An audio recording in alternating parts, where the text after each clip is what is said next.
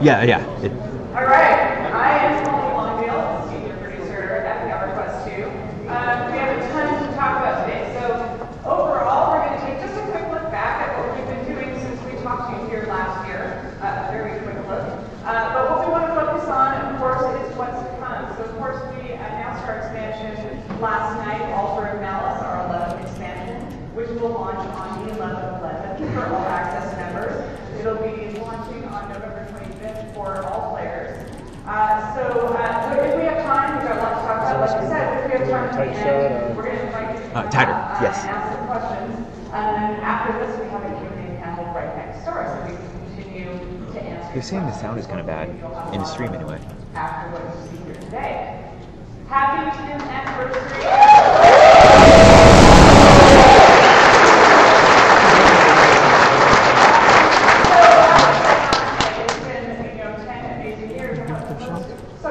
Yeah, I'm going with the shots. They're talking about the sound being bad. I don't know. It says it sounds like her mic was off. Turn her mic on. It is on. Okay, I don't. We're always raising the bar, as I said last night. And it's been really cool for us lately to invite some of you to help us Wrong develop audio the game. source. And to talk a little about that, I'd like to invite Tim Highlar, our art director, and Dave Brown, our assistant. We hear you guys in the control room. Do you have an open mic?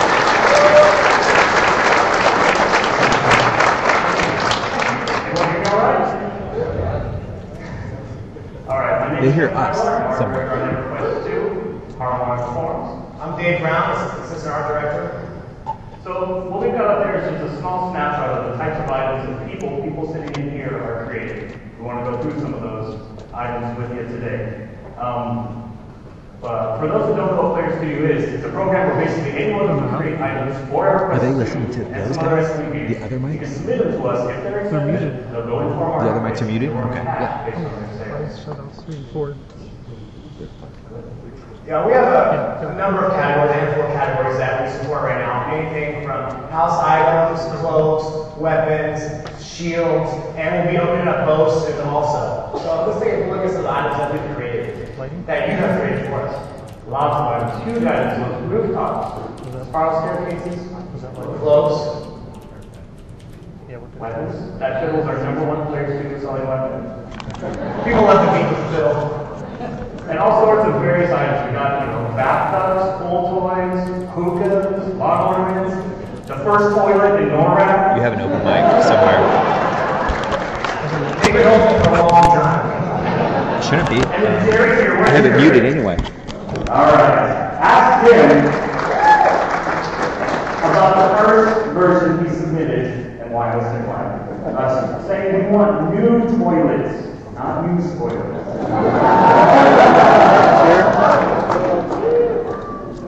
So, Yeah, so if you want to check out Player Studio, just go to playerstudio.com. You want to make stuff for us.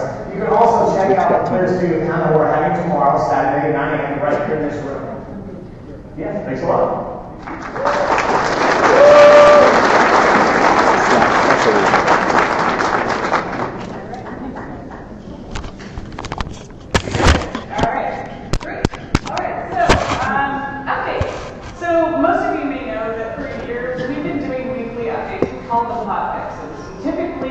Bug fixes, occasionally we would add a bit of content or a feature tweak. This January, we wanted to focus our efforts more. And what we announced was that we were going to do regular updates with monthly chunks of content we wanted you to be able to sink your teeth into. So since January, let's take a look at some of the content we have released. It is an incredible list of stuff, and we've been so excited to do it. So let's highlight just a few of them. We did our fabled Kingdom of Sky Zones in January. We gave you 3 heritage quests. This was Find the Card's Heart. We gave you the Openness and Darklight Prestige homes, and you voted on this last year. And pretty soon coming up, we're going to ask you to tell us what you want us to make next, so we'll do another poll. And we released the contested version of High Key from our Tears of Ishan expansion. And we did the Elite Guild Hall, so we wanted to give you something really cool to decorate for your guilds. And then raids. We've added new raids to the game since January. Dreadscale's Law and Death Toll. And of course, it's really important to us that we focus on our holidays. We our holidays. So everything we've been doing the past year has been in addition. So new content and items that you discover. Knights of the Dead last year, we gave you a brand new crossbell zone with new content. Brew Day, ever important in our game. And last year we gave you the ground mount meat-based, or sorry, roadblock to be accurate. And you asked us for a flying version. So our very intrepid character artists, Tom Toby and Christopher Atkins, they take their character research very seriously, as you can see here. And so after this, they looked on the forums and were looking for feedback for what their next project might be, which led us to this.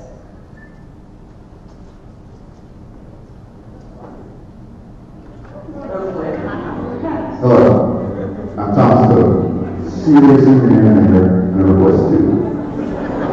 And this is your house. There you go. Appreciate it. I mean, this is your house. Thank you.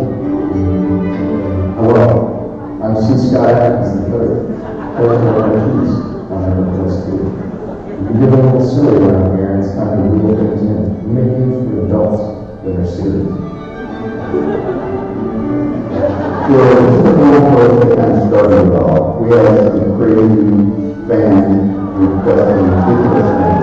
We took that to heart. So to get back to a serious game, we thought we really needed to make some epic looking stats. What kind of beast would have a nose ring, antlers, and crazy armor like this? There's only a couple kinds.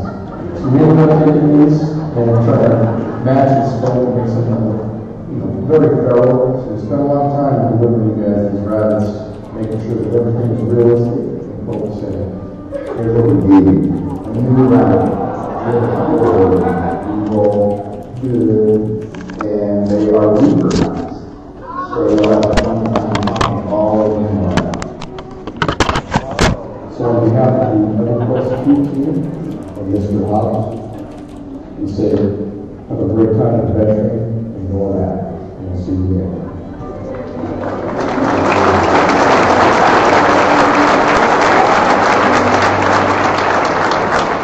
Yeah, it's never a dull moment in the office here, I promise you.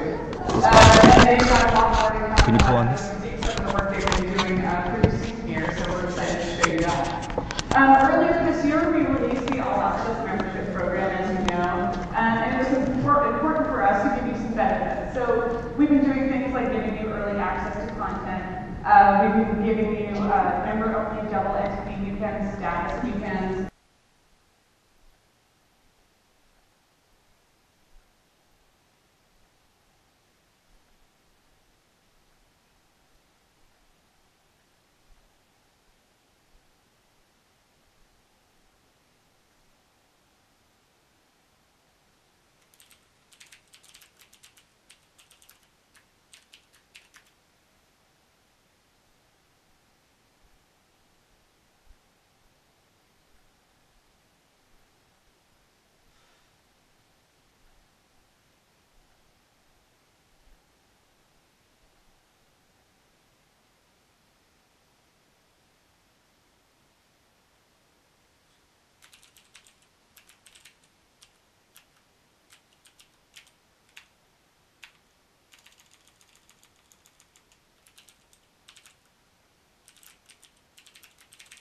If you've been missing, oh great.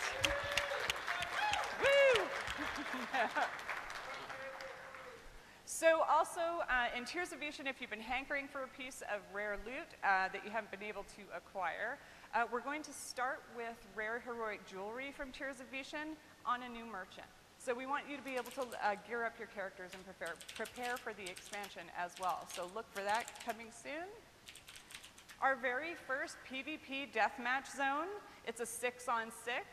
It's based on a Rowan Thier theme, and what's really cool about this zone, other than the obvious, you're going to have to watch not only other players, but there's going to be traps and power-ups in this environment, and not only that, they're going to move around this board. So we're really excited about this coming out soon, this fall. And because we've been adding a lot of status items and plan to do more, we thought it would be cool if you could sell your collection items for status. So that's going to be coming soon, and I'm sure every broker just saw the loss and purchase of every collection item on them. We're super excited too. Grandmaster spells. We're going to be offering you the ability to research and scribe all of them at every level in the game. So that's coming soon. Yeah, yay. And then, of course, on November 9th, our official 10th anniversary, we're adding new content to our Heroes Festival, of course. But we're super excited to be able to announce that our 10-year veterans will get...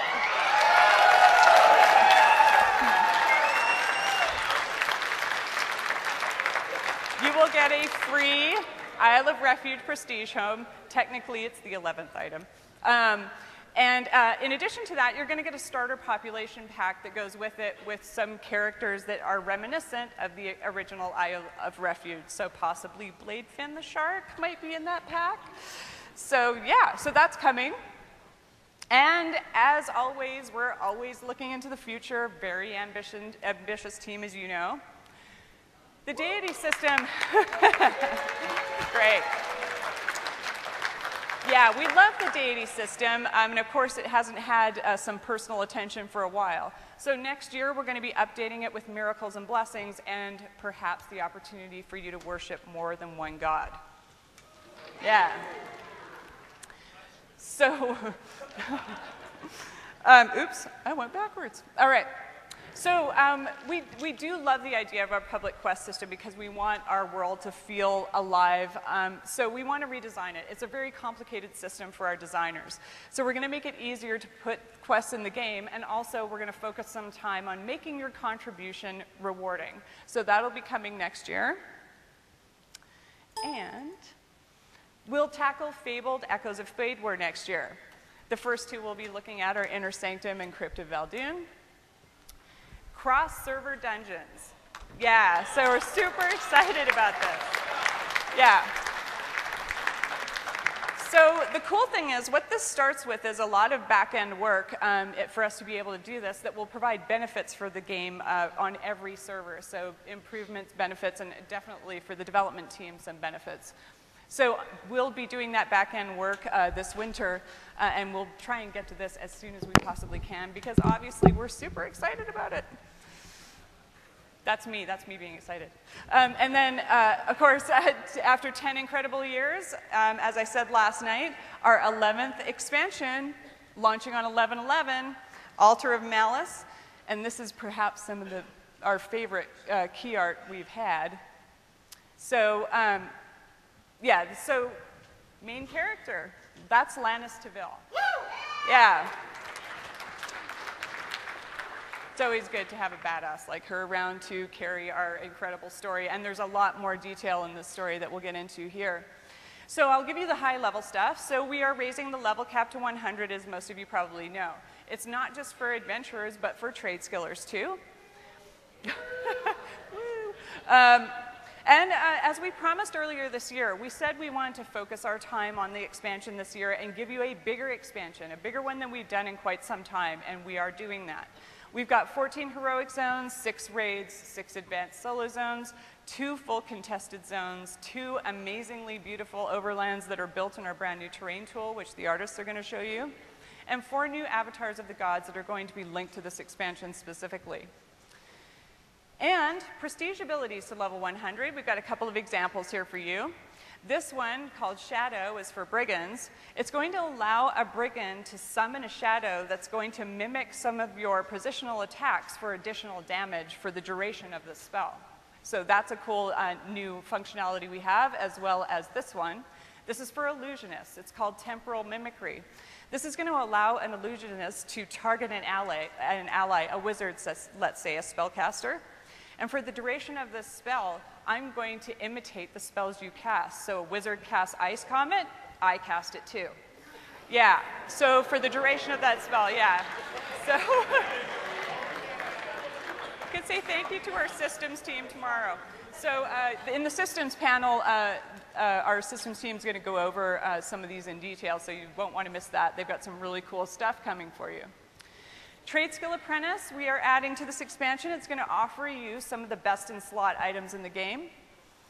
Loot to play your way. So last year at SOE Live, the team talked about our itemization Magna Carta, and we want to continue with that, which is, we want to give you a great variety of loot so you can customize your character for the way you like to play. So we will continue that.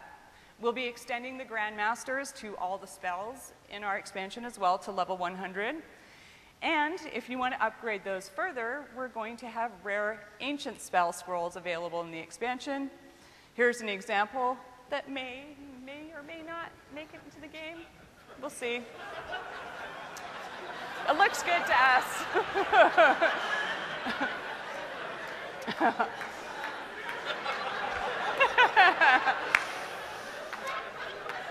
And of course, every time we release an expansion, we usually have a couple of features that go live around the same time. So of course, guild level to 100 seemed an obvious one to us, and with that, you'll be able to upgrade a lot of your amenities.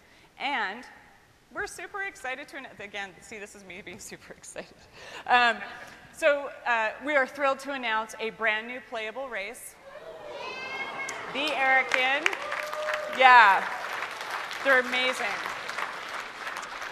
So these beautiful Dragon King creatures, you have customizable horns based on patterns from famous dragons in our game.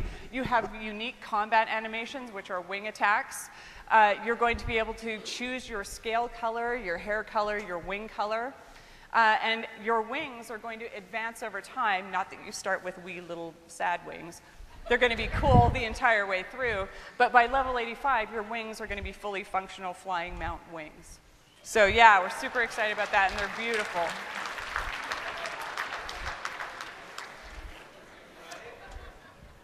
And so that's like the high-level overview of our expansion, but we want to get into the meat and the dark, sinister nature of this expansion. So as you know, the world in Norath never stands still, so we thought we'd bring a storyteller onto the stage to tell you a tale of heroes and villains leading up to the altar of malice.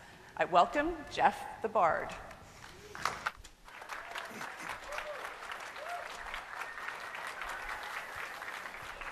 So many years, so many battles, countless days of wondering whether tomorrow was going to be our last, wondering when he'd strike, if he'd strike, and what would happen. Would it be fire and brimstone? Would the earth shake and tremble? Or would it be so fast we wouldn't feel anything at all? But no, it never happened like that.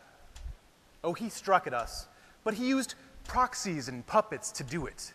He used us against each other. The earth never trembled, but his plans always moved forward. And if you were savvy, you could see where it was all headed. Age's end, step by inevitable step. And so we fought. We kept fighting, and we never stopped. I was there to watch, to put pen to paper and ensure that our story was told. To be sure that if we fell, someone else could pick up the pieces. And so I can tell the tale of how Cordon picked up the swords of destiny and held Carafirm off as Jorlak turned back time on Lucklin. But to truly understand, we have to start from the beginning. I know for me, once it was the end of the world, I was out of a job. There wouldn't be anybody left to tell stories to, and corpses don't pay coin for song. So when Antonia asked for heroes to step up, I joined the great multitudes of you already there. And Carafirm underestimated us. The worst thing he could have done was unite Norath against him.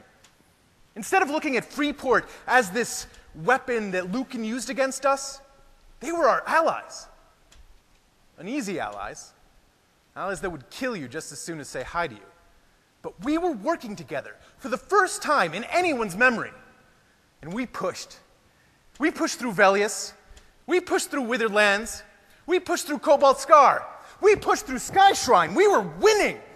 Carafirm could only watch as his awakened lost ground every step of the way. I sang songs for the troops. I sang songs for the heroes gathered there, not for some small pittance of coin, but because I was proud of what we'd done. I was finally part of something that mattered. But then it was all taken away from me. I'll never forget the sound Antonia made when Lucan tore the soul from her father's body. There was nothing left of him. That sound she made will haunt me until the last of my days. It marked the end of everything. Our leaders failed us. The new Combine was shattered. Carafirm had moved into ether near itself, untouchable by mortal hands. His drakes relentlessly attacked our great cities. We were helpless. Except, you surprised me. You pushed the squabbling leaders aside. You made your own way. We broke the rules of Aetherneer, defied Drenal in his very own plane. We flew up to Carafirm's front door, knocked on it, and didn't bother to wait for an answer. His shock troops fell, his Erican fell, his great draconic generals fell. We showed the world what it meant to be a hero, to step up when our leaders were too busy fighting amongst themselves. I was there. I was there when Velkin convinced Rowan Thyr to pick up his swords again. I was there when Jorlak figured out what the Chelsea Stone really meant. I was there when Yarlwin picked up Lifebringer and used it to keep that great prismatic worm at bay. When that day was over, who was victorious? You. Did Carafirm still stand that day? You. Did you fall to his breath? Or did you persevere through pain and anguish for the very future of Norath itself? All of you here played some part. Let me hear your voices. Let me hear that you still stand. Let me hear from the heroes of Norath!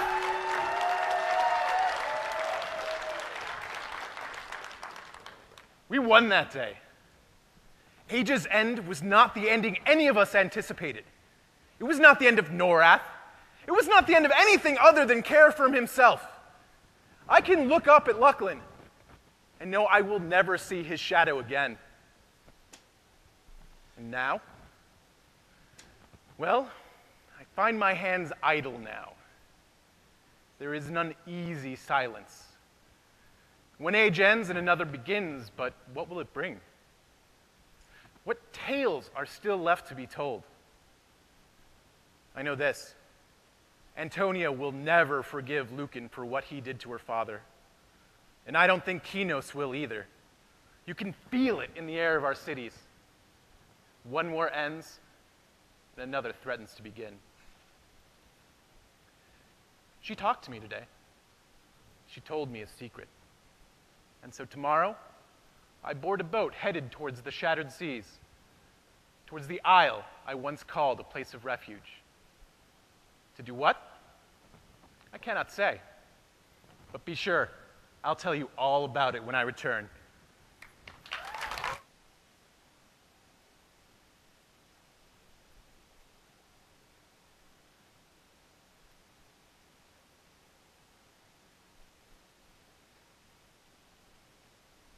The cool thing is, you may not know, his name actually is Jeff Bard.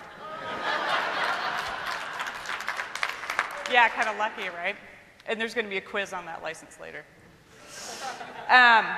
And so now we want to take you deep into Altar of Malice. You're going to see a lot of incredible zones and characters. And to do that, I would like to invite Akil Hooper, Creative Director of Everquest 2 and Everquest, Tim Heidlar, Art Director, and Dave Brown, Assistant Art Director, to the stage to tell you more about it. Thanks, guys.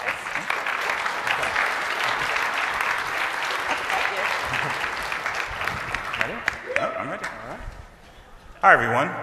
So to give you a brief look into what where we're going in the Altar of Malice, you're going to be traveling to the Shattered Seas at the behest of the monarchs. You're traveling there to try and figure out why the sale of the Farsi Trading Company has gone silent and what happened to the emissaries from Keynote and Freeport who were sent to broker a deal with them. While you're there, you'll stumble across a trail of destruction with a man named Captain Greymask at the leading edge. Your pursuit of Greymask will lead you overseas and volcanic islands, through besieged temples, forgotten temples, and castles. And you'll stumble across the machinations of a demigod and a cult of forgotten priests. Your first stop in the Shattered Seas is the Tranquil Sea and the Isle of Refuge. It is here where you witness firsthand the trail of destruction that sent Greymass on his guilty flight. Next, you'll travel to the island of Deathweave, where a group called the Urzarak live in an uneasy peace with the pirates underneath them. Finally, the island of Deshin, where a group of pygmies live in uneasy harmony with the dinosaurs that consume them. Poor guys. Yeah.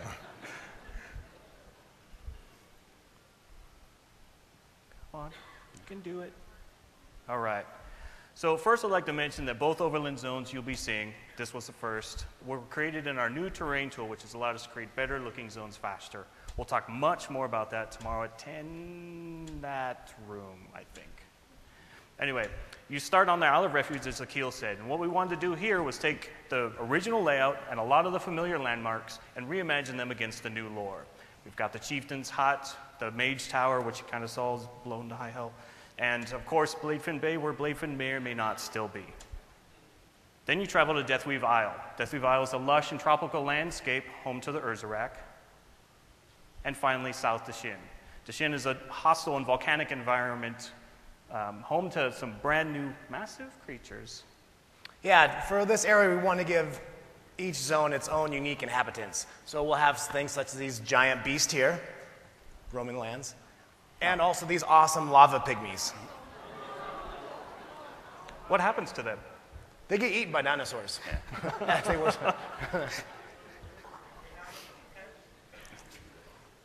Ask them. Yeah, anything's always possible. The other half of the Shattered Seas are the Phantom Seas. It's here where you'll find Kithakor Forest.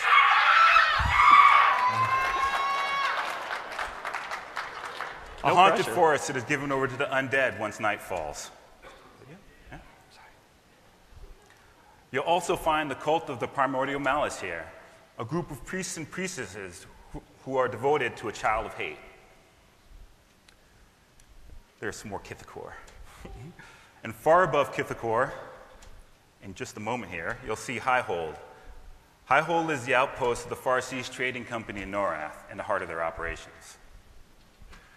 And far to the east lies Grimshales, a massive shard of Luckland that slammed into the Phantom Seas and hides a forgotten temple deep in its bowels.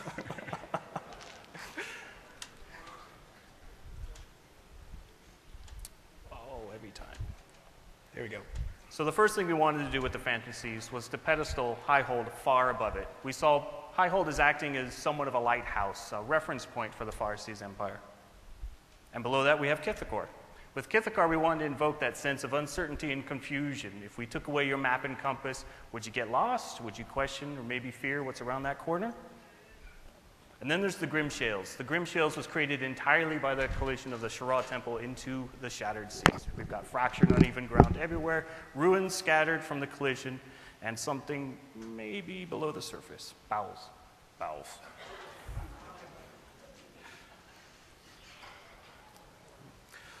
Shra, the great temple and home to the four-armed Akevans, is the forgotten temple from the moon of Luckland, the once shattered moon of Luckland. It crashed encapsulated into the Phantom Seas and hides dread secrets in its depths. This is going to be fun. This is fun.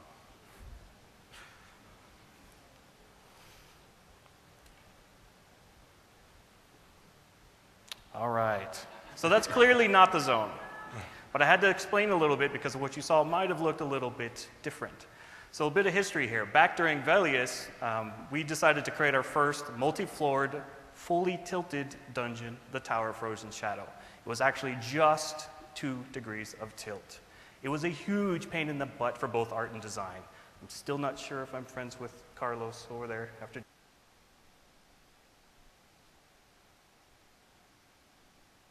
doing that to him.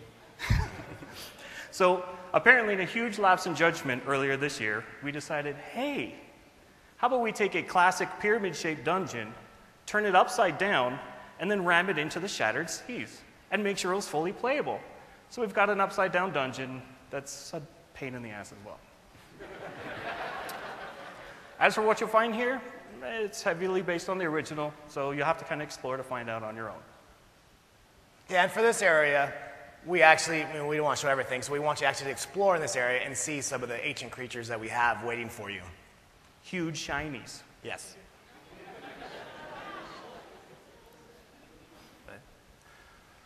Our next dungeon is Castle Highhold. Castle Highhold is currently under siege by the Akevans. They're looking for someone or something protected by its walls.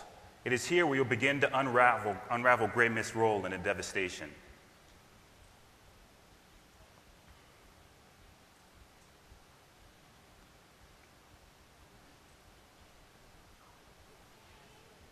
You'll get all that furniture, I'm sure. Yeah.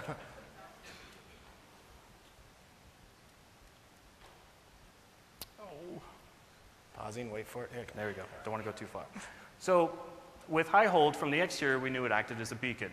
But from the interior, we wanted to feel impenetrable, defensive, yet homely with a rich, bustling courtyard and massive castle interior that was kind of reflective of the status of the Far Seas Empire.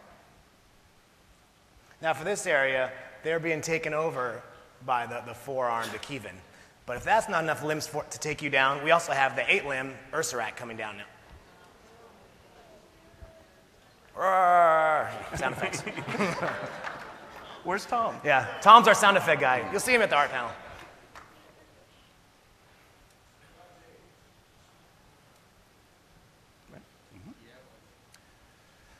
Next, we have Broken Skull Bay, home to the Broken Skull Pirates. It is from here where the pirates launched their forays onto the seas of Norath. Led by the dread Captain Krasnok from his ship, the Hate's Fury, the pirates are a scourge on all the seas.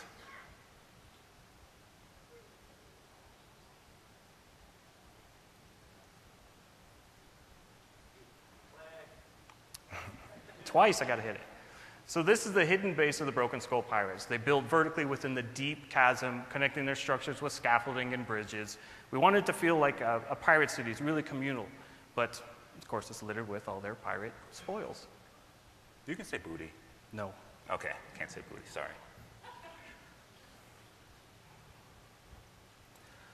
Zaveth Loa is a volcanic underground cavern peopled by a lizardkin tribe called the Aluthoa. They've been driven to the surface where they terrorize the pygmies and the dinosaurs that the pygmies worship. It'll be up to you to explore the depths and find out what drove the lizardkin to the surface. So Zaveth Loa is our take on a journey to the center of the earth type dungeon. The idea here is it's its own unique ecosystem sustained by the hot molten center and cool watery surrounds causing everything to grow out of control. There's like a ton of cool alien-ish plant life only found here. And down here for NPCs, you will find more giant lizards, and you also find the Alathoa, the lizardkin, who have risen up and they're taking over everything in their path.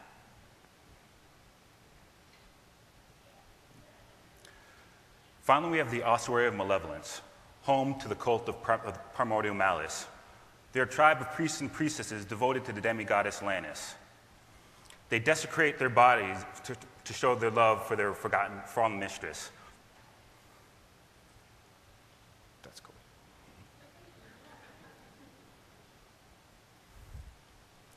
So the ossuary was heavily inspired by those awesome bone churches of Europe. The idea here was that the bricks, walls, mortar, everything was made of the bones of the fallen enemies, sacrificial offerings brought to this place. We wanted the zone to feel like it had a sinister motive all on its own. Something's definitely going on here, but what? So each wing of the dungeon was created to answer a bit more of that puzzle. And in here, you'll find the Primordial Malice. These guys are doing ritual sacrifices to themselves to bring themselves to the undead. So to show that with their piercing bones through their arms, their bodies are scarred up as they scrape skin away from their tissue. Yeah, I definitely, the reference would give me nightmares, so I can finally sleep again now. Well, thank you all. That was just a brief look at some of the themes that we're making up the zones and dungeons and the Altar of Malice. I can't wait for you all to jump in and play betas with us, but now I'm going to welcome Holly back to the stage. Thank you. Hey, thank you. Don't go anywhere. Stay where you are. I know they always try and run away on me. Yeah, so with that said, this expansion is still a work in progress. We have a ways to go, and we'll be starting beta probably end of September, early October. So look for invitations to that. We'd love to have you help us with testing it and getting a deeper look inside it. There's a lot of really cool stuff happening, I think, as you can see. So with that, I think we've got a couple prizes to give away. So when I said there was going to be a quiz after, I wasn't kidding. So if anyone in the room can tell me what language was on Jeff Bard's driver's license. Who said Gnomish? You win an SSD from HyperX. Yay! Sue's me excited. Yay! It's like my Pee Wee Herman impression or something. Thanks, Carlos. That's Carlos Mora, one of our designers. Ninja. People call him Ganinja, which I don't get. And for our second prize, which goes hand in hand with us saying thank you to you.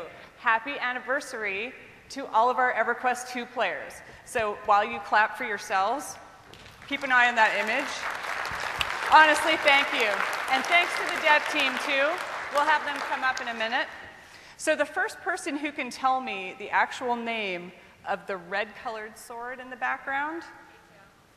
Oh, wow. You win. 64 gig HyperX. What is it? Thumb drive? Cool.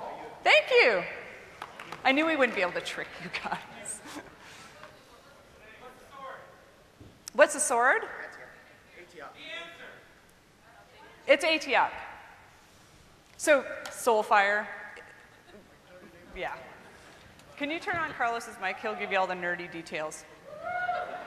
So basically it's the Keynote Claymore, the Rowan Thayer versions of the Keynote Claymore, and Soulfire. Because we thought it would be relevant, right? We didn't want to put, to be honest with you, we didn't want to put Antonia and Lucan on another logo. And we thought that would be way cooler. So with that, I want to invite the devs. We've had them kind of sitting in the corner behaving themselves for the moment. And we'd like to invite any one of you to come up and ask a couple questions. We have a few minutes. Yeah, come on up, guys. If you could line up along the side here behind the camera. Robert, get back there. And you can ask your questions Carlos, up here.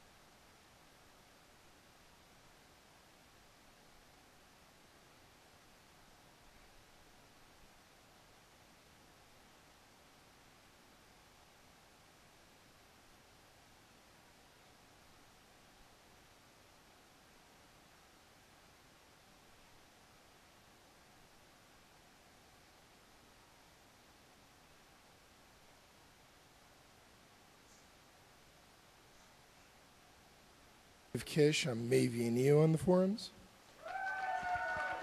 I'm Chris Atkins. I'm Fatkins on the forums. I'm John Lyons. I'm Lukia on the forums.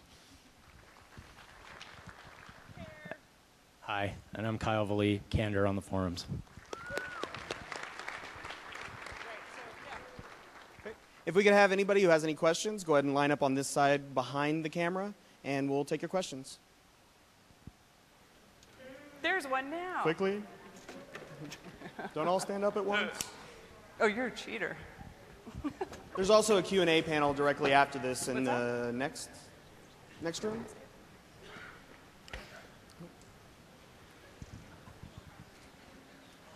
We're sharing mics, so I have to come around later. Actually, it's a two-part question.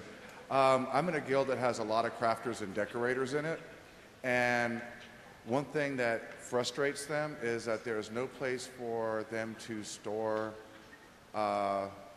recipes other than in the guild bank. And when you've got 9 crafting classes in a large guild, you know, a library stand would be good for that. And they also wanted to know if we can purchase a level 85 adventurer and go out and get our groups killed because we don't know how to play it right yet.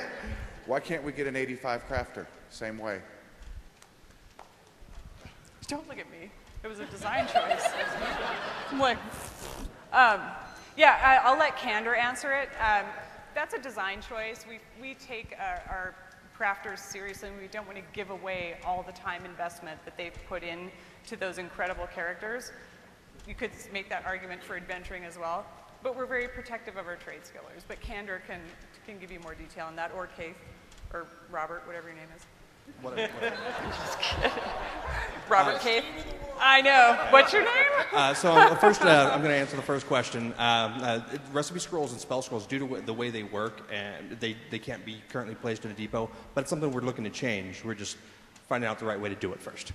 As far as for having a 85 trade skiller, it's not something we're looking at right now, partially because it is a matter of hours for a lot of people to level those right now. And crafting, it impacts the economy.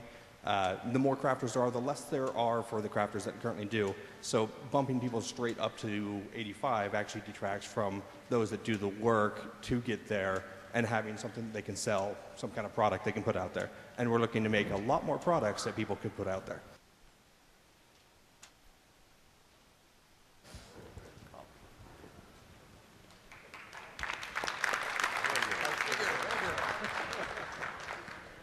I know in the past, it might have been the Shadow Odyssey, there was we had a lot of procking items.